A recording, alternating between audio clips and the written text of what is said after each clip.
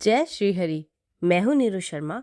आस्था और उपाय में आज हम करेंगे वैशाख मास महात्म्य की 21वें अध्याय की कथा। तो श्री विष्णु के चरणों का ध्यान करके चलिए कथा में प्रवेश करते हैं। तब श्रुतिदेव जी कहने लगे कि शंख मुनि और व्याध दोनों बड़े विस्मित हुए। तब शंख मुनि ने पूछा, तुम कौन हो और तुम्हारी दशा कैसे हुई? हे सौम्य, किस कर्म से तेरी ऐसी शुभ बुद्धि हो गई और अकस्मात तेरी मुक्ति कैसे हो गई, यह सब हमें बताओ। शंख मुनि के इस प्रकार पूछने पर वह दंडवत कर पृथ्वी पर गिर शीश झुका हाथ जोड़कर कहने लगा, मैं प्रयागराज का निवासी कुसीत मुनि का पुत्र, ब्राह्मण रूप, यौवन विद्या और बहुत बोलने वाला, धनवान, पुत्रवान, सदा मद में गर्वित रहता था और मेरा नाम रोचन था। आसन, शयन, निद्रा, लोकाचार्य, ब्याज लेना, यही मेरा व्यापार था। मेरी किसी पर श्रद्धा नहीं थी। इस तरह से मेरा बहुत समय नष्ट हो गया।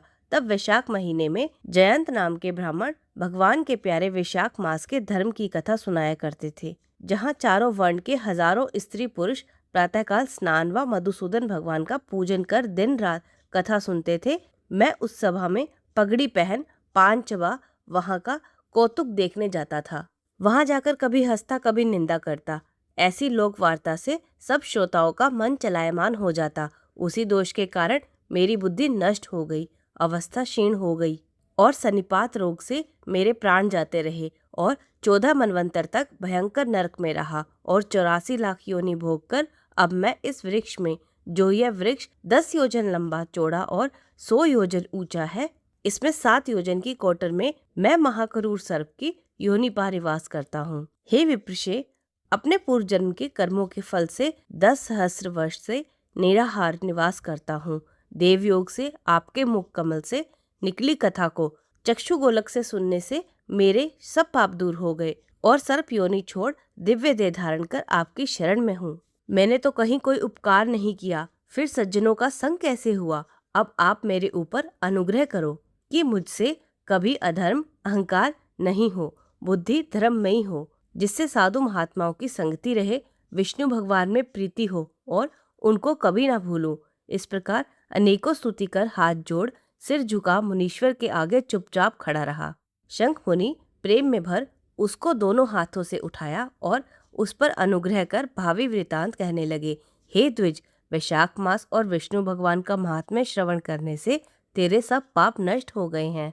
तू क्रम से अतिवाहक लोकों को जाकर फिर दशारण देश में ब्राह्मण के घर जन्म लेगा और वेद शर्मा नाम से प्रसिद्ध होगा। सब विद्याओं में विशारद होगा। प्रत्येक जन्म में तेरी अत्यंत जाति स्मृति होगी। निर्द्वंद, निस्पृह, गुरु भक्त और जितेंद्रिय होकर उस जन्म में तू सदा विष्णु भगवान की कथा में तत्पर रहेगा और वैशाख में कहे गए विषय के अपधर्म करेगा।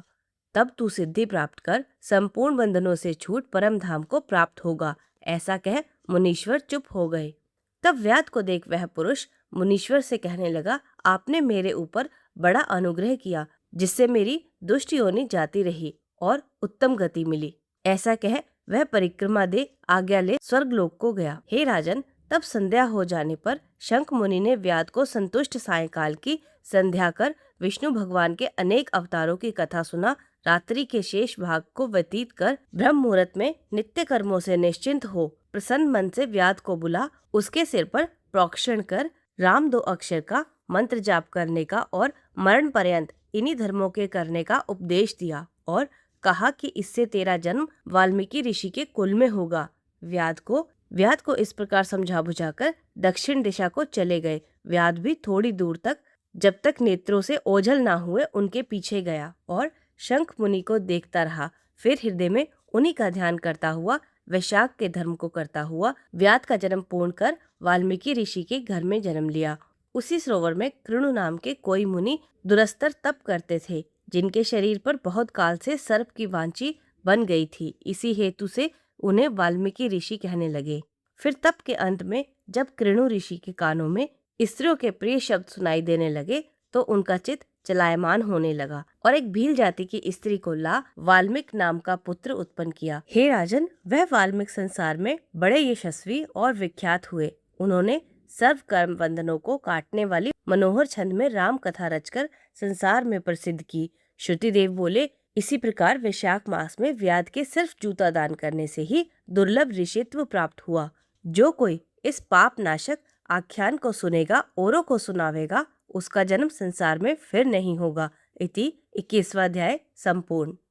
तो भक्तजनों, ये थी 21वें अध्याय की कथा। इसमें हमने जाना कि कैसे वैशाख के धर्म होते हैं और सिर्फ एक जूता दान करने से व्याध को शंख मुनि द्वारा वैशाख के धर्म समझाए गए और उसने उनका पालन किया और उसके बाद वो अगले जन्म में ऋषि की योनि में उत्पन्न हुआ।